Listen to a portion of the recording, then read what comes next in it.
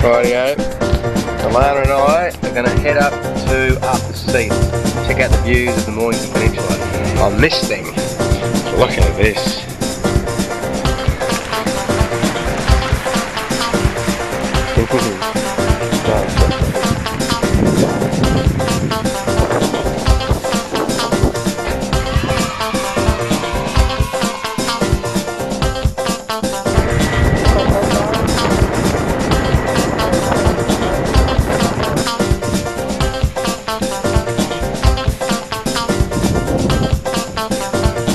Top of Arthur's Seat, overlooking Mornington Peninsula.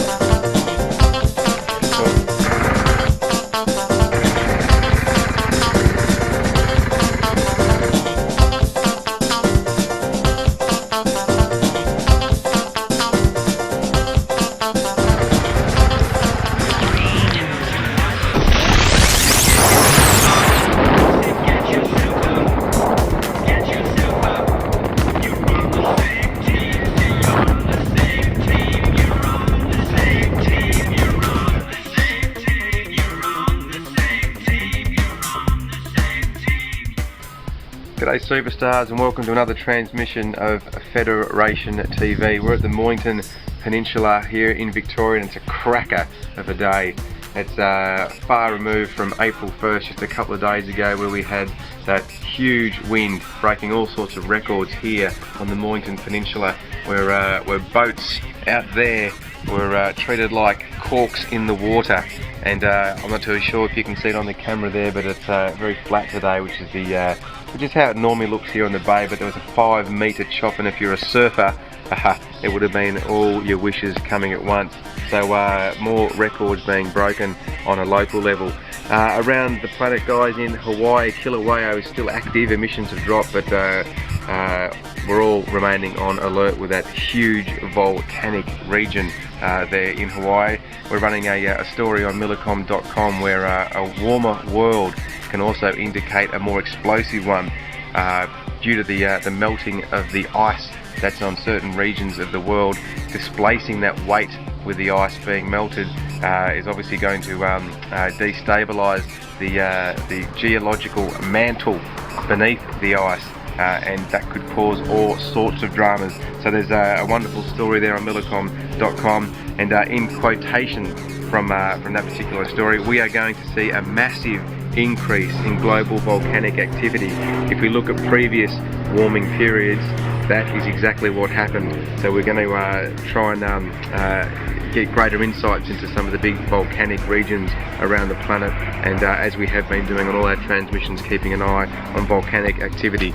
Another story is obviously from here, right in this locality here in Mornington, where those huge wind gusts only a couple of days ago. We're still cleaning up. Dad's got the chainsaw out at the moment, fixing a few things.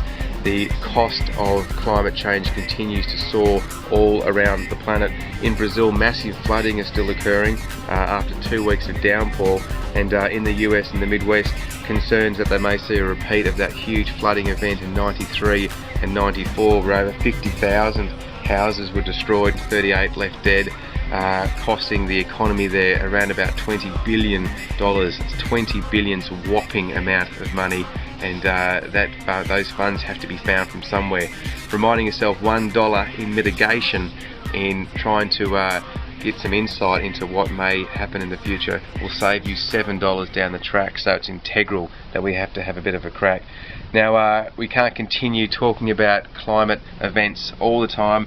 You have to at some point put this into a development mode, and today we're looking at domes and infrastructure, because that's exactly the only thing that we can envisage getting us out of this pickle on the planet Earth. So I'm going to put my Millicom cap on and head downstairs to catch up with Joey, and today we're looking at the actual insulation that we've decided to go with on the domes here, and we'll have a bit of a crack at that. So without further ado, let's go and see Joey. Okay guys, we've got our super product. This is a wonderful invention by a company here in Victoria, but there are many different organisations around the world. I know hemp is being used in Canada and various other places where they compress the organic material, and it provides a fantastic insulation barrier Joe, are you around? Dad?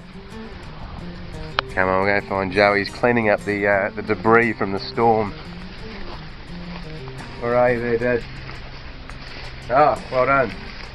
Joey, can we just go over some of this stuff? Yep. Okay, no worries. Well, Dad will meet us down here very shortly.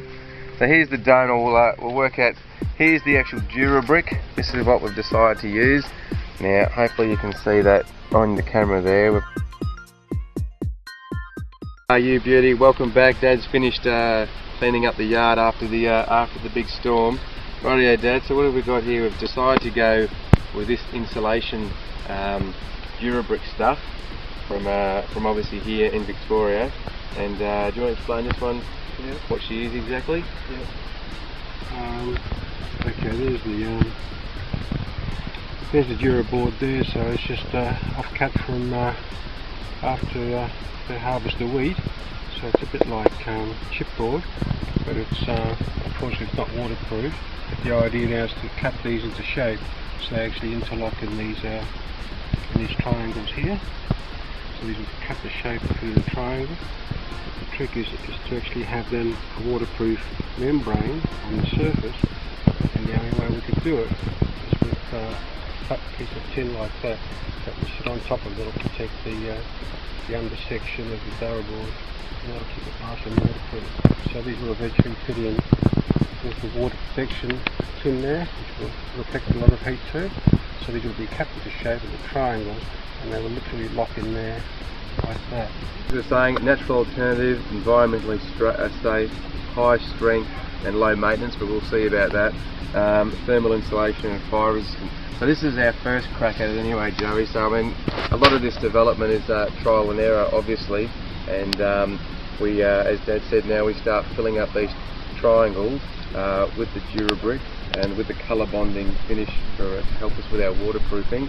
And obviously, Dad, we can put windows into the nature of this. Yep. Same thing. So, as you said, just interlock in there. Yep. With an overlap. Yep. Everything else on that is waterproof. So. Okay. All we've got to do is make sure it's waterproof, that's all. Yeah, okay. Yeah. The beauty about it is it's extremely light, and it can be shipped pretty much anywhere in the world, and the fact that we're using an organic material is fantastic. But as we said, it's a trial and error game, this one, and I think for people out there it's just nice for those who are studying the planet and looking at climate change activities. It's important to do a development section of your study so you can get moving and feel like you're doing something. Superstars, that was the PGS section for today being Monday Maintenance Day, and hopefully that's inspired you to have a bit of a crack at your own projects, and particularly look at domes, and obviously whatever information that we can get back out onto the site and deliver to yourself wherever you may be around the world. It's imperative to look and change our infrastructure to deal with the climate anomalies which are occurring around the planet.